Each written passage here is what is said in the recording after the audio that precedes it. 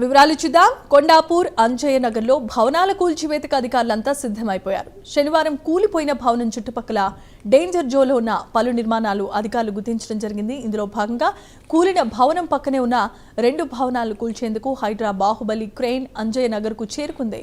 ప్రమాదకరంగా ఉన్న నిర్మాణాలను నేలమట్టం చేసేలా హైడ్రా జీహెచ్ఎంసీ అధికారులు ప్రణాళిక రూపొందించారు. ముందస్తు భద్రతా చర్యల్లో భాగంగా చుట్టుపక్కల ఉన్న అపార్ట్మెంట్లలో నివసిస్తున్న వారిని ఖాళీ చేయిస్తున్నారు. ఇప్పటికే సమీపంలో హాస్టల్స్ లో ఉంటున్న వారిని కూడా అధికారులు ఖాళీ చేయించారు. మరి కాసేపట్లో 2 భవనాల కూల్చివేత ప్రక్రియ చేపట్టబోతున్నట్లుగా సమాచారం.